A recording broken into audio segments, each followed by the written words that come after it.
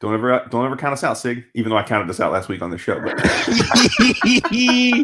That's like a true neurotic, not even neurotic Steelers fans. Philly fans take it to a whole other level. Oh yeah. Inconsolable. We are consolable. We're live. It's Sunday morning, folks. Thank you. Hope everyone had an excellent Halloween.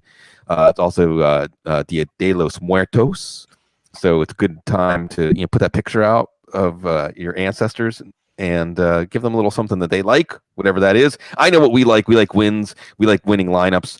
We've got Dr. Gene. We got Jason Wood. And then we've got Mitch Carl, DFS and Donuts, rise and fall. Rise or fall. Always rise. Make sure. Let's start with weather. And Mitch, we have enough trouble as it is. It seems like this week in DFS is kind of a don't avoid the zonk week as opposed to get the big hit. How are you handling weather as you're advising people on their lineups with all those Great Lakes games, big wind gusts today? Yeah, so, I didn't think it was going to be too big of an issue. I started looking into stadium designs. As weird as it sounds, someone was telling me the stadium designs are very important when it comes to the wind. And, I've heard about it. I've kind of just read people's advice columns and things of that nature when it comes down to it. And to be honest, I have no freaking clue what I read, Sig. But what I do see today is I've seen some I've seen some Vegas lines dropping this week. And there are a few games and spots where I am now concerned. I've seen the Browns game that has dropped by, I believe, 5 points. The Bills game dropped by 5.5. Those are two spots where I am concerned. And I'm not somebody who says, well, Vegas, whatever Vegas says, that is what I'm doing in DFS. But I do think it's something that when I see these outliers, these extremes, it does make me pause, kind of look into things a little bit more. And I'm a little nervous for both those games. I'm also slightly nervous about the Bengals game, but I'll get into that a little bit later. Yeah, just like real quick, lightning round style, Mitch. Your level of concern for these players, like scale 1 to 5 or something like that. Josh Allen. Ooh, Josh Allen, I'd say like a 2. I think he's got a cannon. Lightning round. All right, we're going numbers. That's fine. I mean, that's why you drafted him, right? That's the whole cold weather quarterback narrative. Justin Jefferson. Exactly. 1. Get him over the top. Ooh. Henry Ruggs. 5. Yeah, he seems to be the one. Okay, let's turn the page, and this is going to be happy making. Hopefully, after Dr. Dean talks about it, happy making, because one of the shelters for DFS lineups, one of the shelters for offense to overachieve today, Philadelphia Eagles, EAGL. How does that go? Yes. Gene, Dallas Goedert and Jalen Reagor. I mean, we all want help for our lineups, but we've been holding on to these players, waiting for this week. Should we wait before we put them in? So when you asked me this on Thursday night, I was and I don't think I was as optimistic on Reagor than I should have been. I think Reagor, there's really no conditioning concerns here. If they've cleared him for contact and that thumb he's been back to practice for a couple of weeks now, proving that he can catch passes, there's targets to go around there for sure. Travis Fulham has established himself. They're going to get Dallas Goedert back. They've got some other options there. Boston Scott out of the backfield. I don't know that we're looking at a double-digit target type of upside, but I think there's clearly 5 to 8 targets there potentially, and potentially some high leverage. We just didn't get enough of a look at him in those first couple of weeks of the season to know exactly how Philadelphia wanted to use him. And now there's a totally different situation anyway with, we don't have Deshaun Jackson there. We know Alshon Jeffrey's not going to be around. Miles Sanders is out. The offensive line has been in flux. They're getting some guys back with Jason Peters today. So it's just hard to know exactly how they'll use him. But I think I sort of underestimated, intentionally or unintentionally, exactly how many snaps he's likely to get today. I don't see any reason why it wouldn't be a full go. So that's a good situation. Dallas Goedert, I'm surprised that he's back this week. And there was very limited video. I don't know that I was trying to read much into it or not, but I don't know that he looked fully comfortable. Less than 6 weeks is a tight turnaround for a high ankle sprain with a fibular fracture. And Eagles fans, it's been a while, but they've seen this with Donovan McNabb. They've seen this with Terrell Owens. These injuries are 6 to 8 week injuries, and you hope that what's going on here with Goedert is that his recovery and rehab went very smoothly and recovered quickly, and it wasn't much of a fracture after all, versus we need all hands on deck. We're competing for a division title. Dallas doesn't scare us much, but we can't lose this game, period. And we've got a bye week to allow him to get healthy if he's just not quite there. So I was a little surprised that they activated him. I'm hoping that this is more health than the all hands on deck issue. again, upside, chemistry with Carson Wentz, everything that you'd see there in the Eagles. There's just too much upside in this matchup to not use Dallas Goedert in a lineup. DFS is going to be different, but if you've got him on your fantasy roster, I don't see why you wouldn't use him at this point. And you hope he comes out more healthy than not.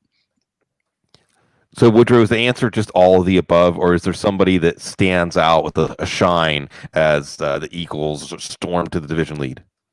I mean, as always, trying to follow Gene is a tough one because he's so eloquent. I mean, I agree with everything he said. I think that the big difference between Goedert and Reagor today is just that we know that Goedert, if he's healthy enough to be cleared and play, we know that he can be elite, particularly without Zach Ertz to impede his progress, right? So, like, there's every reason to think that as long as Goddard's on the field for a decent amount of snaps, he's going to produce for you. And he's at a position that is just bereft with with quality options week after week, it seems, this year. So, yeah, I mean, Goedert, I would think, is a must play. And interestingly enough, I just happened to notice that this week that, like, how unowned Goedert was. And I guess that's just a function of COVID and because he was available in 51% of CBS leagues. Now, I'm sure a lot of those leagues were like public leagues and stuff where people maybe were mock drafting and not actively managing. But regardless, there were multiple leagues that I was in, which are all very competitive leagues, that he was available. And that surprised me. So he should obviously have been picked up because he'll,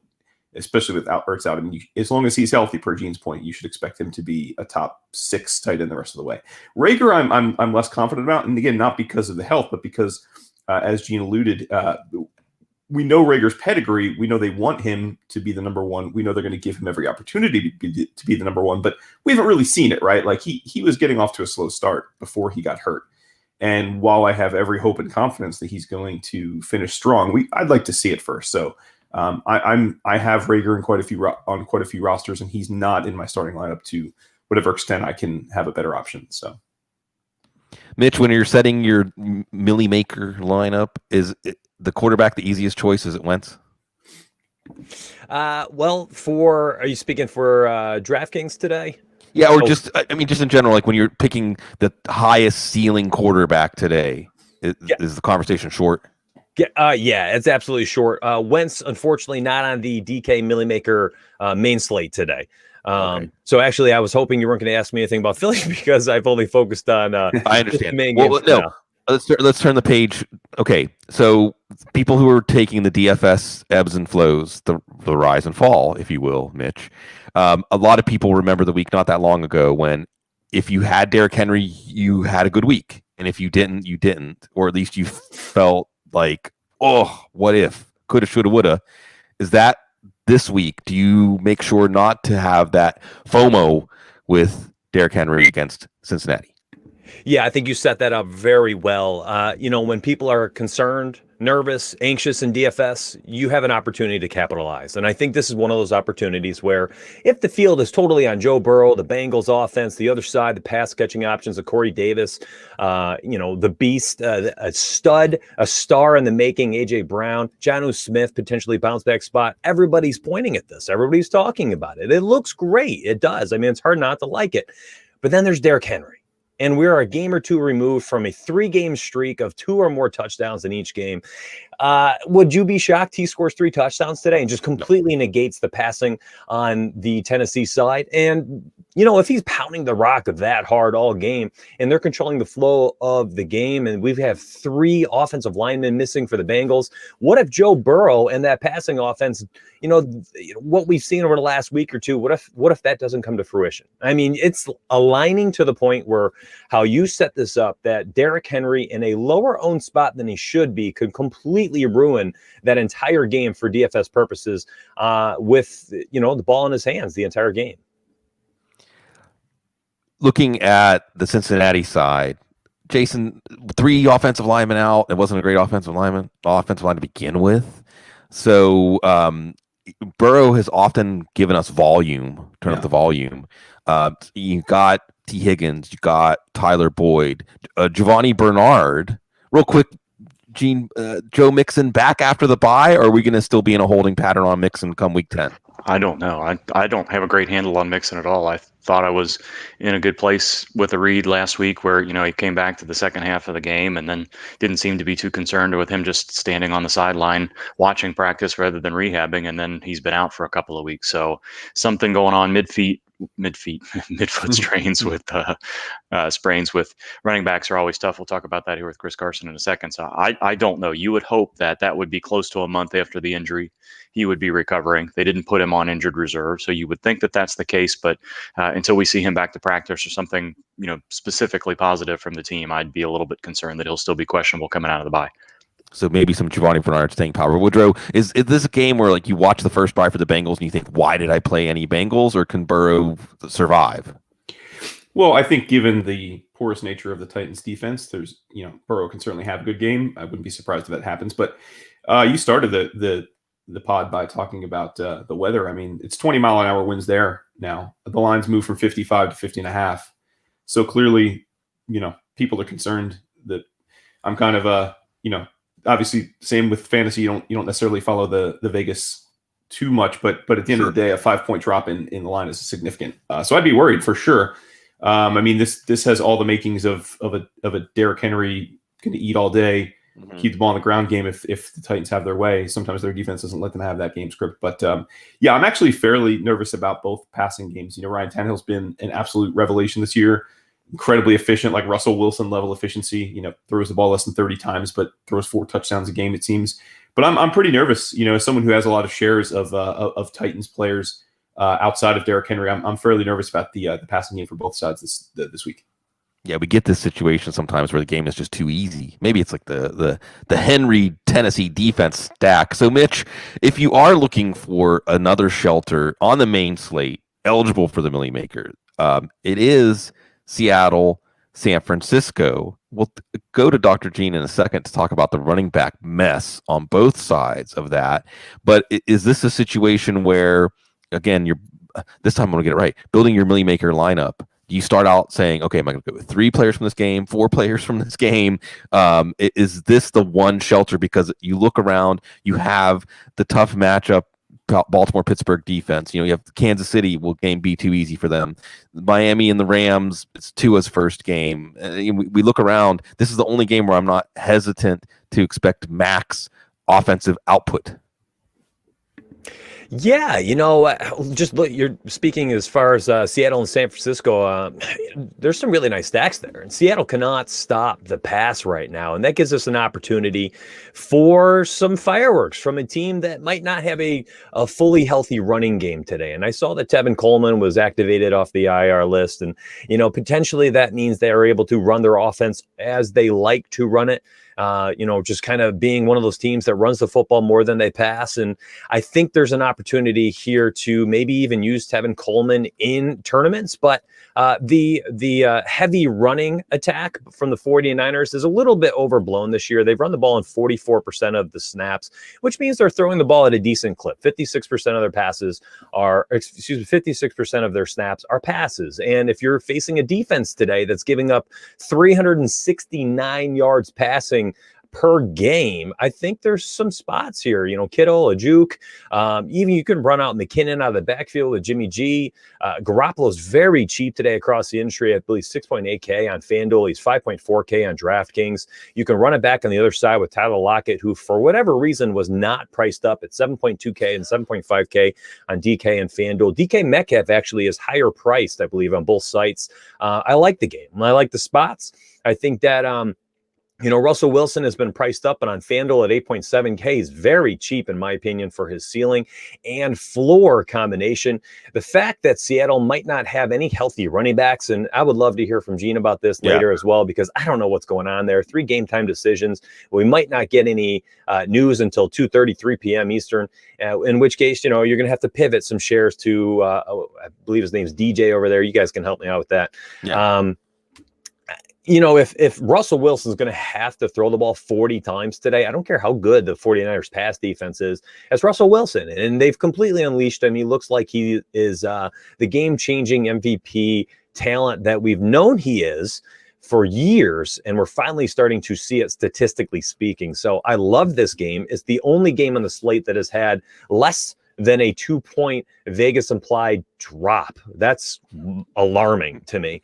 They've had a 1 point total drop, 1 point total drop today, and everything else is 2 or more. Speaking on the Bengals game, we had looked into that. We both had talked about that, Woodrow. Mm-hmm. They have a 7-point Vegas total drop as of this morning, a 3-point drop overnight, and another 2 points on the Bengals. So the Bengals are now down 4.5 points as opposed to their open, as same as the Browns, shockingly. So weather clearly is going to be playing an issue today. So, Gene, give us a decoder ring to the Seattle and San Francisco backfields today. I don't have a decoder ring to the San Francisco backfield. Do you guys? I mean, Kyle Shanahan is likely to do whatever looks like it's working best in the first quarter. Having Tevin Coleman active tells you that there's a chance that he's going to be able to have some significant role. I wouldn't necessarily expect that, but he's as likely to get 3 touches as he is 12 plus, I would guess, depending on how JaMychal Hasty goes. I think there's some good reason to be positive about what San Francisco has been saying about him. But, we've seen Tevin Coleman have days where once he gets started and if things are going well, that's where Kyle Shanahan's going to go. So I don't have a decoder ring there at all. I think 3 of the 4 Seattle running backs are relatively easy calls. DJ Dallas is healthy. I think they limited him in practice only because they knew that they didn't have anybody else they could bring up. And there was no chance if he went down that they were going to be feeling comfortable about their running back core. So he's going to go. He's not even listed on the injury report. It looks like the knee contusion that Travis Homer's dealing with is minor. He, for the same reasons, didn't practice because they didn't want to take any chance on some sort of midweek setback and him not being able to go. I think he's well to the probable side of questionable and is likely to play. I don't think we're going to see Carlos Hyde, even though they said that hamstring was minor. The fact that he didn't practice all week, even though Seattle players don't have to practice and play, they listed him doubtful. Pete Carroll hasn't had anything to say about him. I think he's going to be inactive. Chris Carson, obviously, probably the most important of the 4, is also the toughest read. He does not have to practice to play. You could make an argument that it's been said all along that it was a minor injury, not too much seen on the MRI, wanted to come back and play last week, has been angling since the post-game press conference last week that he wanted to play. Well-versed in the offense and with Russell Wilson, knowing that they don't have to do too much in practice at all to be able to go.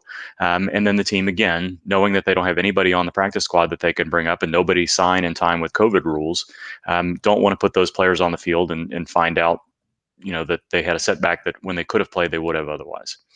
But midfoot sprains are difficult injuries to play through. He hasn't practiced all week. He's a true 50-50 decision to play, and he's got to be productive or, look like he can be productive enough in pregame warmups for him to be able to go. So my biggest concern here is I don't even know whether you can trust if he's on the active roster, if he's going to get any sort of real playing time or not. There's nobody else on the roster other than Dallas and Homer at this point. Some of the wide receivers could probably run some running plays, but there's a good chance that he may be active, feel good enough to dress, but not get used at all unless something happens with DJ Dallas or Travis Homer steps on the field and isn't ready to do much. So, that's a tough call for me because I feel like if he's active, there's a good chance that if he's feeling okay, they're going to use him and he could get 10 to 15 touches and do just fine.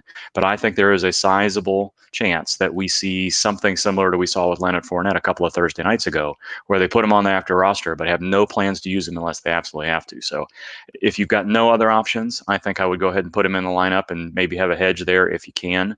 I heard Jason say that Dallas Goedert was available in some leagues. Travis Homer's been available in some leagues as well. So maybe that's the option that you use to pick up this afternoon. But again, if he's on the active roster, I don't know that I trust him. There's such a wide range of outcomes today that it's hard to know. And we got nothing from Adam Schefter and Ian Rappaport, unfortunately, overnight. So not very clear. I think if you don't have any other options, you feel I can get you 5 touches or better, then I'd stick with Carson if he's active. Otherwise, I think I'd leave him on your bench and hope that he proves he's healthy enough coming out of the bye. Jason, you recommend any desperation plays? Because like Gene said, even if you wait for Chris Carson, he's active, he still might just be an emergency play. You see any desperation plays for folks who have to weigh a San Francisco or a Seattle back against these early game backs? Or are you saying just avoid the whole thing? Well, ideally, you want to avoid the whole thing, but a lot of us aren't in that position. Chris Carson is, I didn't run the numbers, but he's either the most rostered running back I have or second most. So this is very much a personal point of contention for me this week. Listen, I've got DJ Dallas in 3 lineups right now. Full disclosure, and I'm with Gene. I mean, I'm erring on the presumption that we don't have the time for it today, but I'd love to have a conversation at some point about the logic of in mid-season, someone that's truly a coin toss that is, by all accounts, a key component to your championship push. Right. Even being just, why not just let him rest, right? Like, it's just because if he's that much of a coin toss, then presumably he's not healthy, and you worry that if he goes back out there, he could get hurt again or be ineffective. So why not just let him rest? But anyway, that's another discussion. So yeah, I mean, DJ Dallas, sure. I guess if Travis Homer is active, he'd be more interesting than Dallas, because I mean, Pete Carroll loves every one of his players and speaks of them like they're future All-Pros, but he several times during the preseason spoke of Travis Homer that way. So yeah, I guess if you have the ability to make last second roster pickups, which a lot of leagues do not, but if you do, and Homer's active, I'd probably prefer to throw him in over DJ Dallas. But a lot of us that had to put in waiver claims already and are stuck with what we have, for in many of my leagues, Homer wasn't available or was presumed going to be out too. So I mean, I'd roll the dice with Dallas if you have to, but again, that has to be juxtaposed against what do you expect from DJ Dallas. I would expect for DJ Dallas, if we're lucky, 8 to 10 touches, and you hope he gets a high leverage play. Yeah. And then you feel like it was a good decision, but you certainly, there's no reason we should expect DJ Dallas to have 15 touches and 80 to 100 yards from scrimmage and multiple touchdowns. So it's just about expectation. You know, you're trying to settle for whatever floor you think you need relative to the other positions that you hope pay off for you. Yeah, I think the ceiling here is Hasty, but Hasty could also touch the ball twice in the game. Yeah, I mean, you notice I avoided the San Francisco part of your question, much like Gene did, because who knows, right? I mean, we know that Kyle Shanahan has unbridled confidence that he can get a quality running game going from any running back on his roster. And largely as a coach, he's proven that. So the Tevin Coleman activation thing totally cooled me off, right? I mean, a few weeks ago, we were on the show talking about Jerick McKinnon was finally back. Jet, it's going to be Jet's time. And that hasn't really panned out. He's active. Hasty came from literally nowhere. Most people had never heard of JaMycal Hasty until this year. And so you've got 3 active running backs who all could very easily be the star. And lest you think that's hyperbole, let's just remember what we all thought of Raheem Mostert until last year's late season push. We all thought he was a scrub who had been on 5 different teams and was a journeyman hoping just to make the 53-man, and then he ended up being a league winner for many people. So I'm very much steering clear of that. We wait and see. And Mitch, I've got you for like 30 seconds before I send you on the way to your devoted audience. So real quick, Kansas City Chiefs, are we worried about a repeat of last week? Is this the Le'Veon Bell revenge game narrative? Do narratives belong in DFS? You're muted. With DFS, it's tough today. I mean, Le'Veon Bell, they priced him up. They made it kind of difficult over there in FanDuel, on DraftKings. You know, I'm not even totally comfortable with this price tag there. I don't know if the narrative is going to give you the ceiling you need to win a tournament, and that's what we're talking about, right? I mean, we're all playing DFS right now, win tournaments. You're playing cash games. You're not playing Le'Veon Bell at 4. I think he's 4.6K over there, but you're not really touching him. What kind of ceiling do you have? CEH is still there. I mean, are they going to give him 15, 20 touches and a bunch of red zone work? Last week, neither running back had any carries inside the 10-yard line.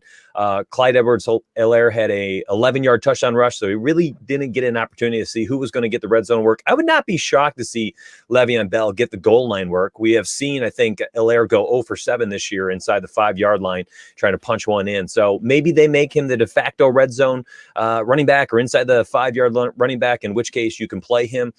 I'm not there. I'm not totally there. I suppose in large field tournaments, you're throwing a dart or two there, hoping for the narrative to come to fruition. As far as the game is concerned, I'm not too concerned about the offense shutting it down. They scored 43 points last week. I get that some of this might be defensive touchdowns today, but they are also a team that, Mahomes can throw the ball 28 times and have 4 touchdown passes. So there's not much concern. Give me one name before I let you go. One name that people aren't thinking about that maybe they should be thinking about for the high upside lineups today.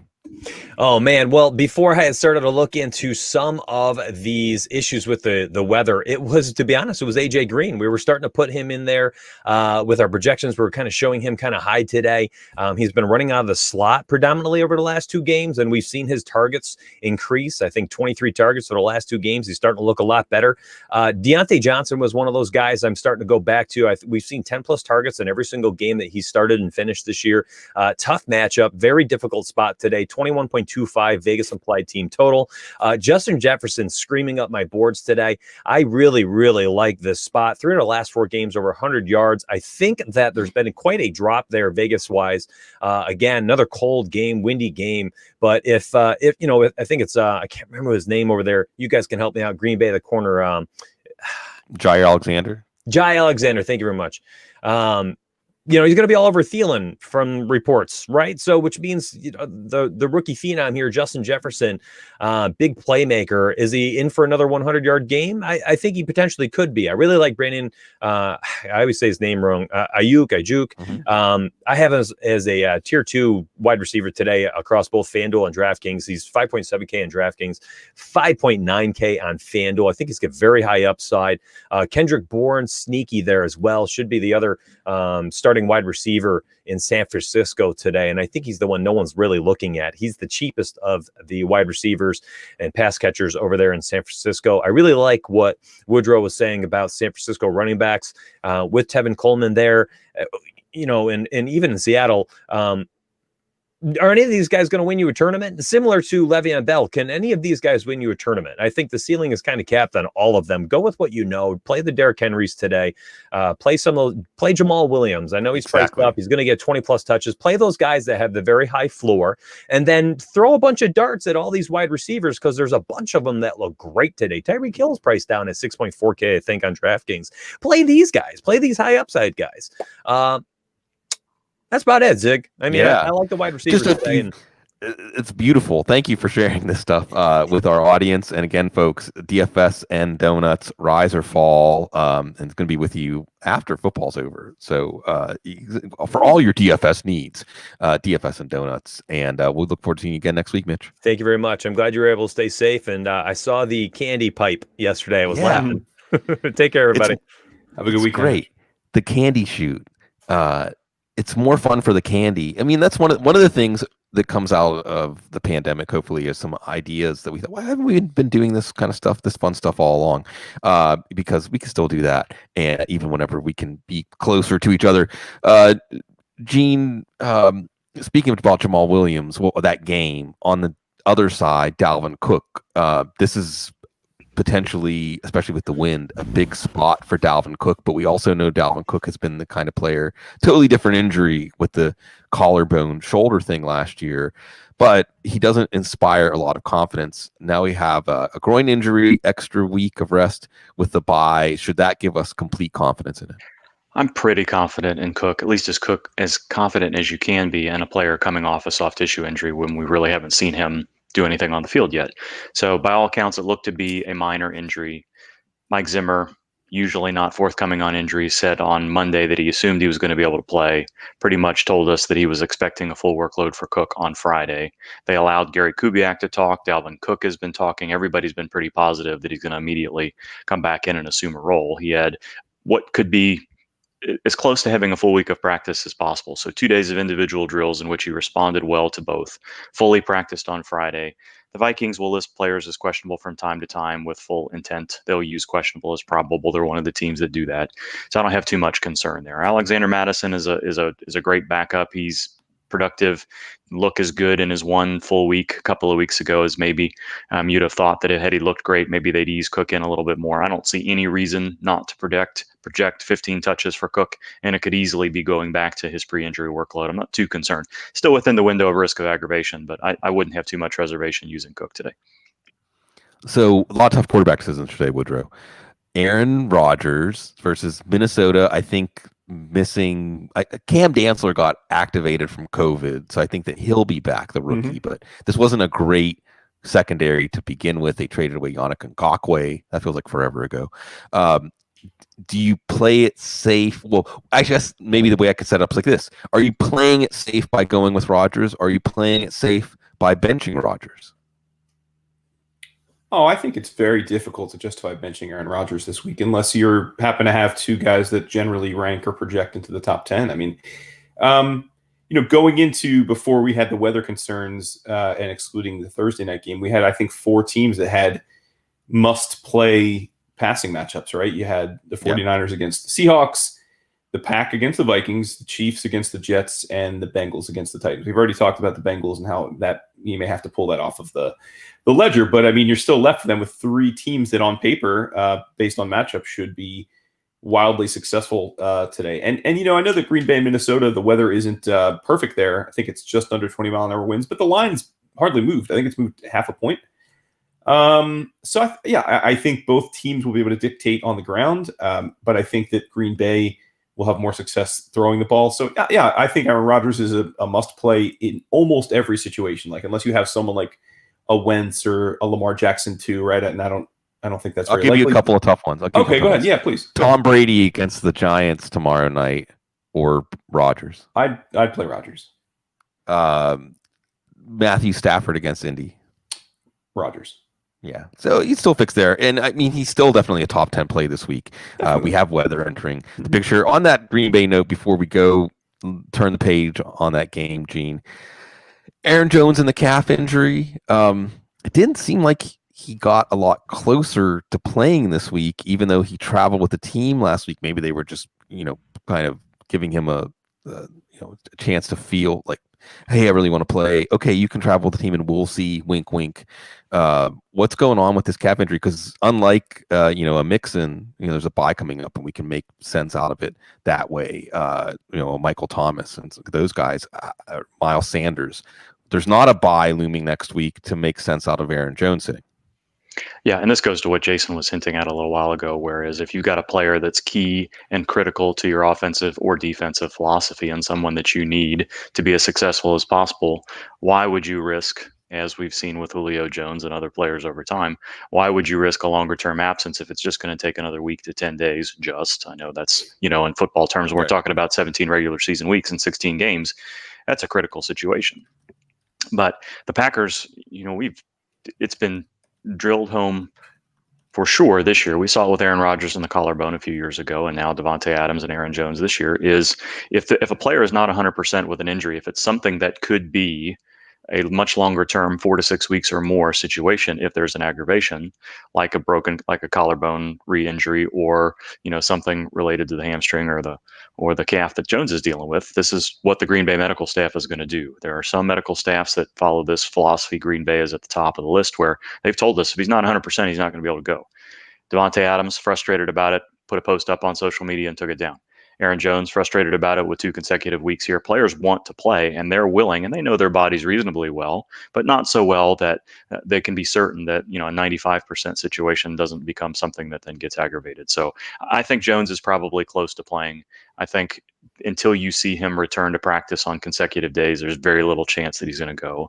The Packers will clear players with chronic injuries, the knee issues that you're seeing with Mercedes Lewis, and otherwise those guys will play. But a new concerning soft tissue injury that hasn't fully recovered, we're just not going to see. So cross your fingers for something to change soon with Jones, possibly next week. But once you see a player miss 2 weeks, you start to worry whether it could be a 4 to 6 week situation.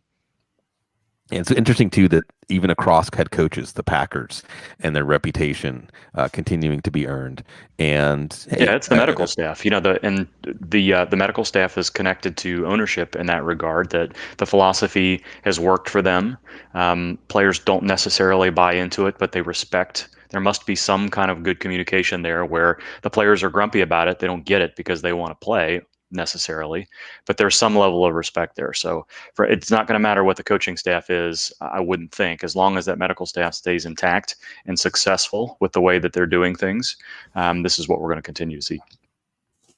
Okay, Woodrow, 2-part question. Ian Rappaport, I think is he out of jail for tweeting out, I don't remember what it was, something.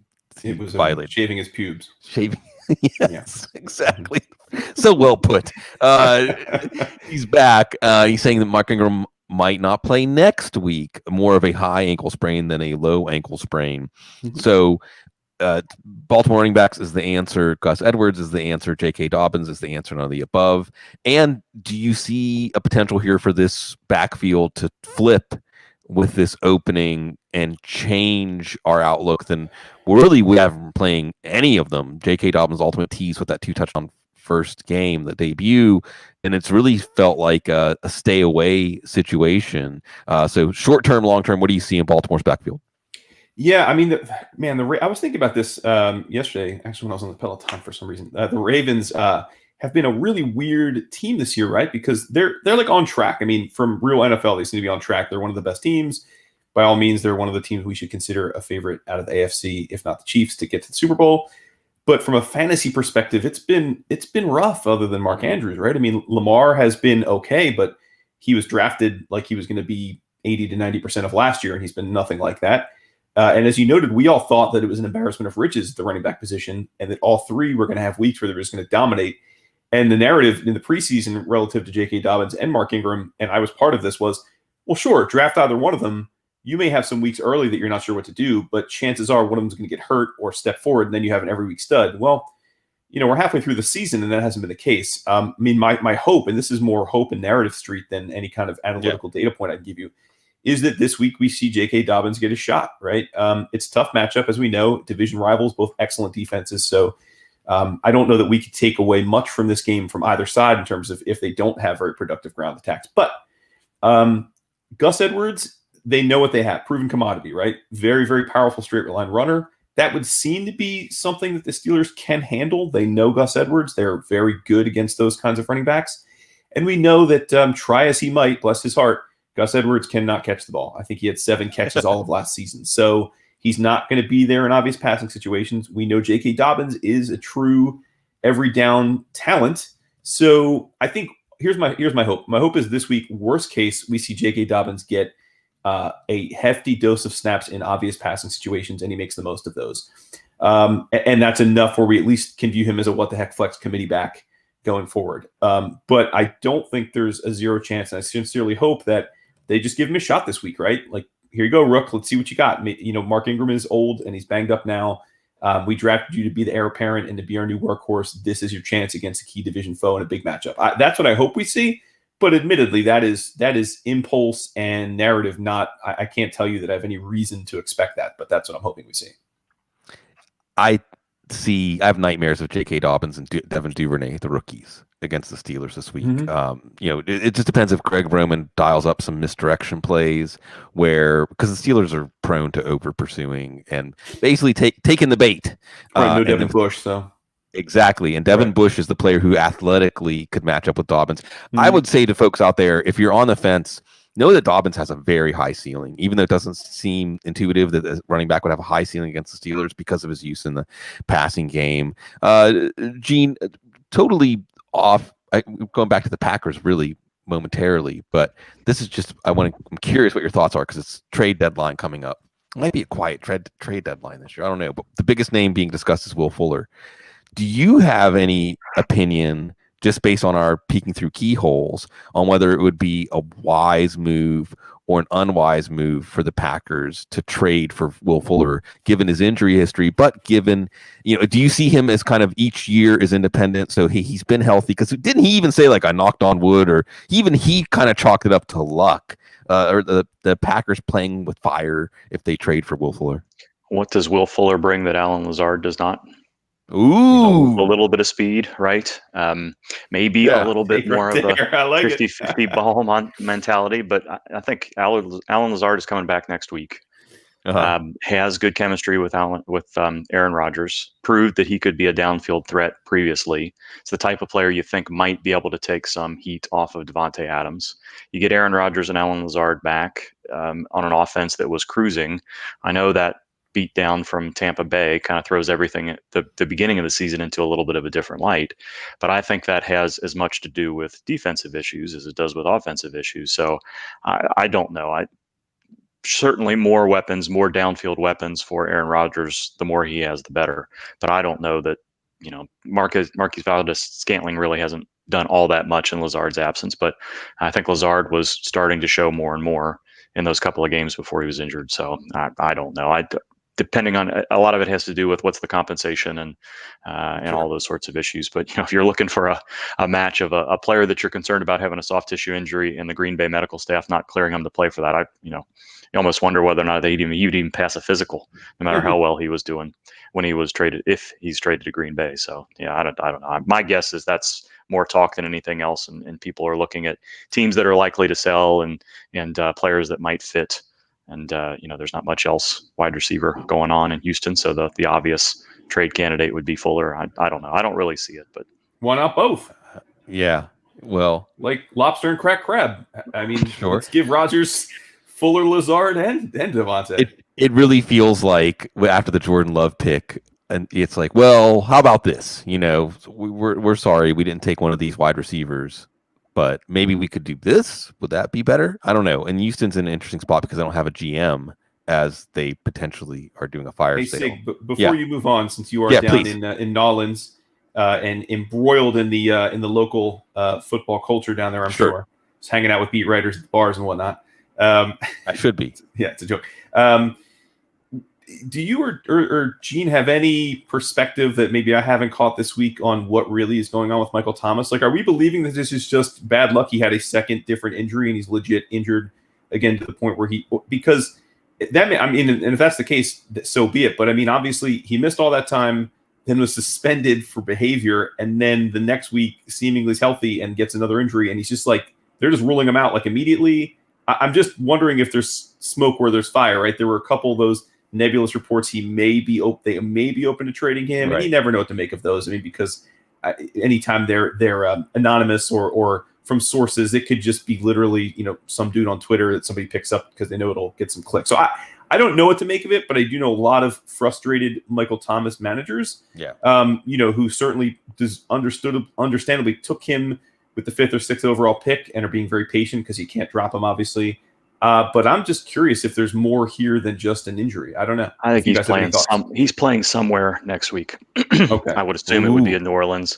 But I don't see any reason why they would trade him at this point. I think when you said quiet trade deadline, I think everybody kind of thought that Thursday was the real trade deadline because, why are you going to trade for somebody Monday or Tuesday and then not be able to get them until the 10th week of the year anyway because of the COVID protocol. So it was a little bit strange how quiet it was. Now that doesn't mean, things change this week. People are going to be injured. Teams are going to need to shore up different situations. There may be some movement in what the compensation asks for.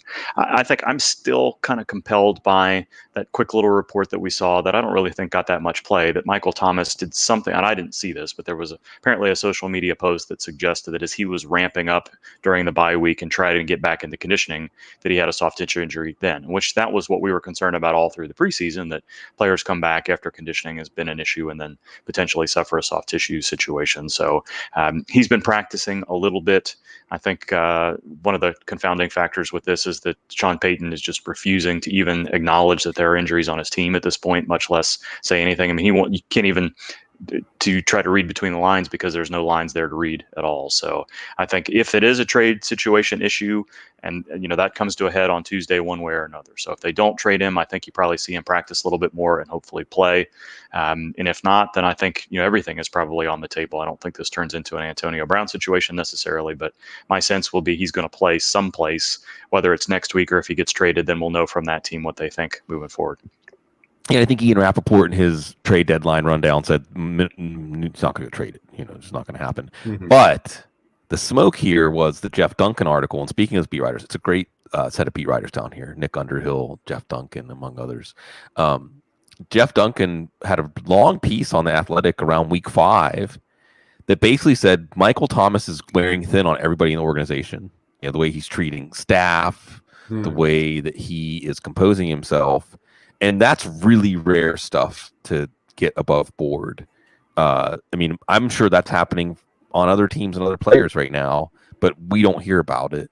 And then the article basically wound up saying that Michael Thomas has to apologize. Like he has to start mending these relationships or else. So I wouldn't be shocked if this is one of those situations where maybe in the offseason we see something or otherwise there is something real here. But at the same time, right now, I think it's probably not going to happen. Although I do like Dr. Gene's reassurance about Michael Thomas playing next week. He was supposed to be the safe pick in the first round. Yeah, and such is fantasy football, and nothing is assured. Let's turn the page to first Tua Woodrow. Your guys here, and Gene, Devontae Parker. Before I toss it back to Woodrow about that.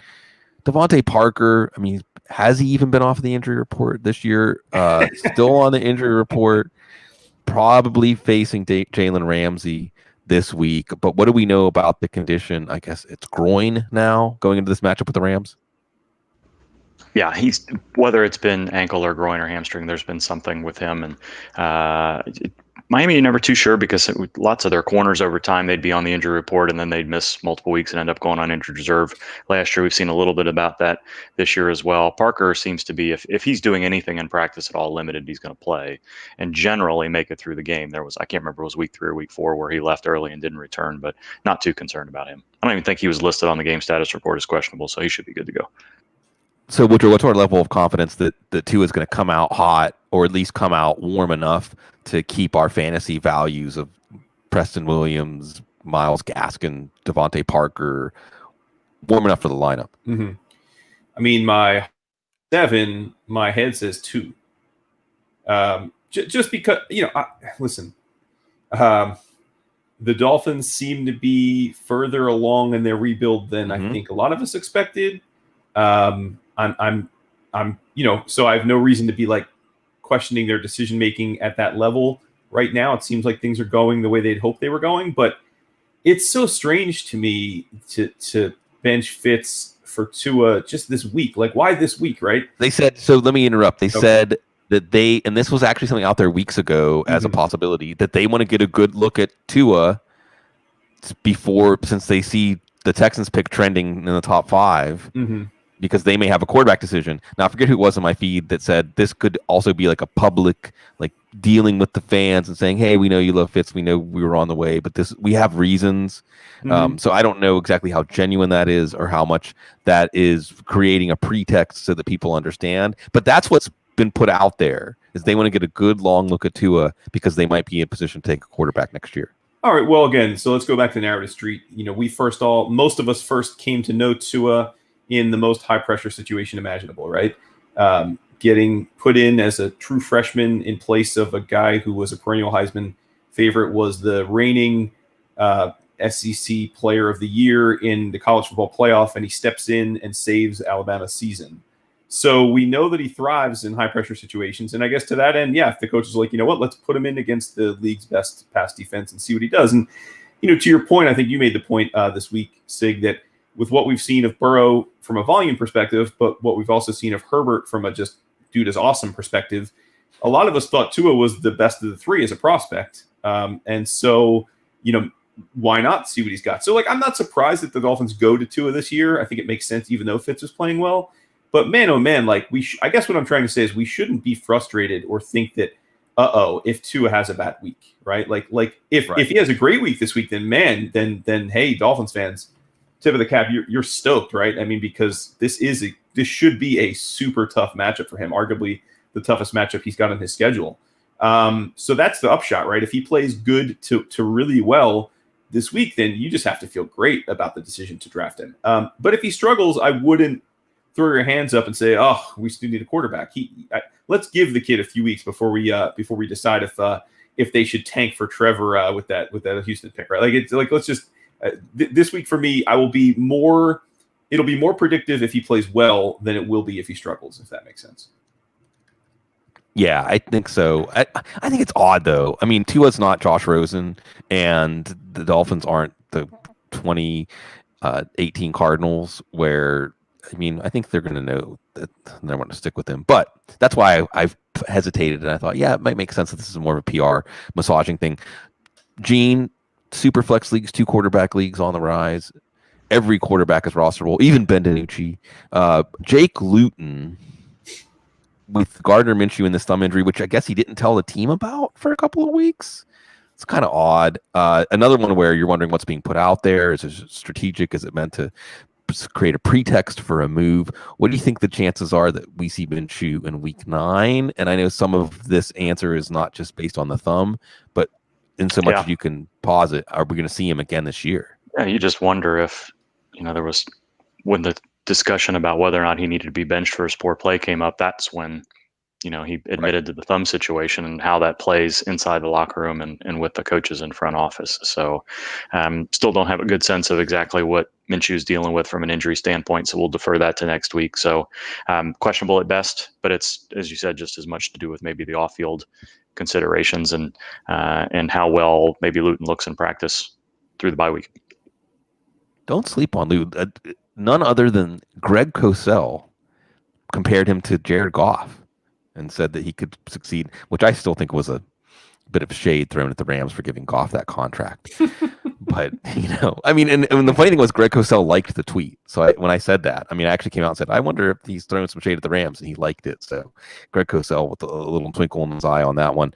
What else do we have? A little more housekeeping. Again, this week in fantasy football, like in 2020, if you're just playing players in your lineup you're semi-confident in, then you're probably looking good this week.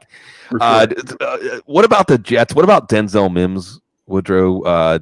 He's the healthiest receiver now. Jamison Crowder, Gene, setback this week. That's never good, right? Nah, I don't know if it's as much as what we saw last week. Was it specifically said to be a setback? They said on Friday. Really? Well, I was wondering if it's more like what we saw last week, where we're going to give you Thursday to get out there and see how you feel, and if you don't feel strong enough, we're going to shut you down. If there truly was a setback, then we're looking at multiple weeks here because he was already struggling to get back within a couple. Hopefully it was less, just not as good as I thought I was going to be, more so than something happened on Thursday to shut him down. Right, the Duke Blue Devil. So we got Braxton Berrios against the Chiefs, and we've got Denzel Mims against the Chiefs. Do you have any strong feelings, Woodrow, as Hail Marys in your lineup for the Jets? I don't.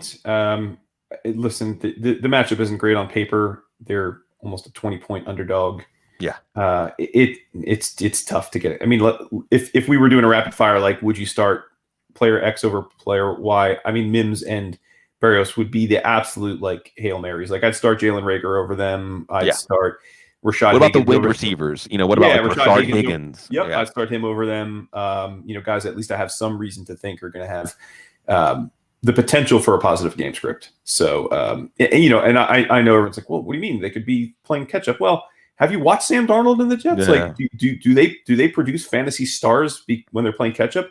Can we remember what Robbie Anderson looked like playing in catch-up ball in garbage time with Sam Darnold for the last few years? Now he's like an all-pro. So let's slow our roll on these Jets receivers being great because they're going to have to throw.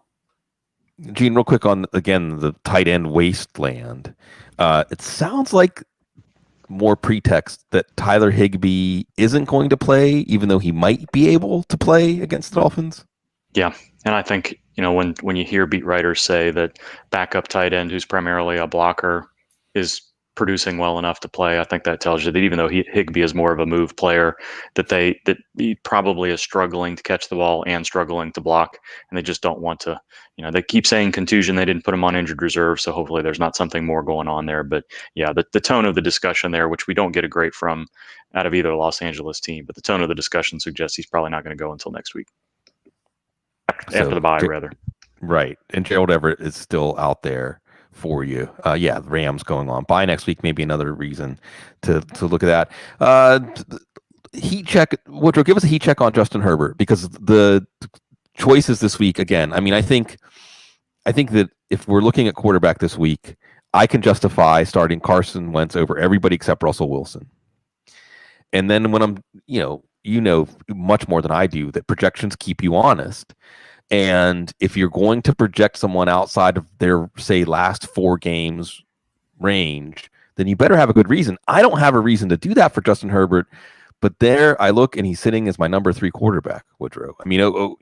Over guys who I had to ding this Lamar Jackson a little bit for the Steelers. I had to ding Patrick Mahomes because the game might be a little too easy, etc. Aaron Rodgers in the wind. What's the heat check on Justin Herbert? Do we just trust that he's going to continue on the trajectory that he's on for fantasy, or do we still have pause because it's a rookie and we weren't expecting this? Occam's razor, right? Yeah, he good. No, it is what it is, right? As you said, and you were the one years ago. I remember you said this, and when we had sort of one of those Vegas chats about how, because we all get so caught up in draft prospects and trying to figure out who's going to be the studs coming out of college. And then, once it's like your resume, it's like you take your GPA off after your first job after you get out of college, right? You should, because it doesn't matter anymore. And then after a few jobs, it doesn't matter where you went to college, right? Or because it's about your work experience. And it's the same thing with the pros, man. For all of the people that thought they were so smart about how Herbert was going to be a bust pick or had to take a couple of years to season, and how the Chargers would never feel comfortable putting him in, the dude has passed every test. Does that mean he's not going to have some kind of setback or regression? Of course not. Listen, my own team has Carson Wentz, and he's been maddeningly inconsistent depending on the season and the game. But man, like you said it, you have to trust your eyes. And anyone that's watched the Chargers play this year with what looked to be a depleted roster with all the injuries they had to start the season, like, is playing lights out. He's making big plays and big moments, and why shouldn't you feel great about him? What's interesting, though, is as you kind of alluded, like a lot of these situations where we say, oh, would you rather have Aaron Rodgers or Lamar Jackson, are kind of more DFS relevant because most of us don't have both on the roster. But in this case, a lot of people have Herbert and some guy they drafted as a top 8 quarterback.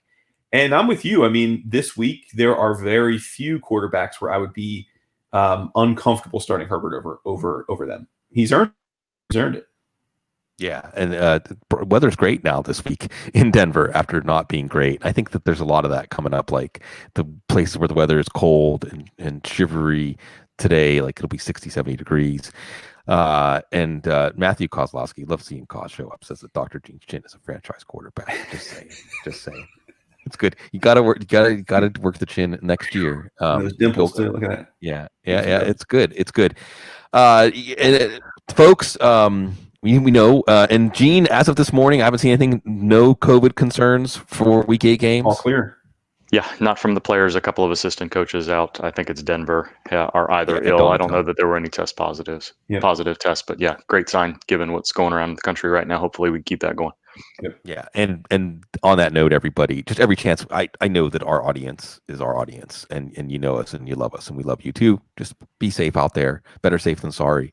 And uncontrolled community spread, at least in some areas, is back. So be careful, and because we want you to see you hanging around and breathing easy and all the other good things, thinking clearly for us as we march on, almost halfway through the NFL regular season, more than halfway through the fantasy football regular season, and this year is about perseverance.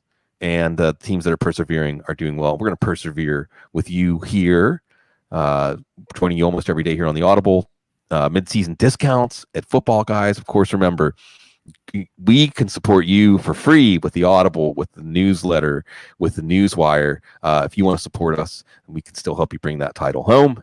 And we're happy to be part of your life and keep you in our lives here and keep football in our lives every Sunday we get to spend together. We cherish, we treasure always. And we like spending it with you because you're so very classy. Good luck every day, every way.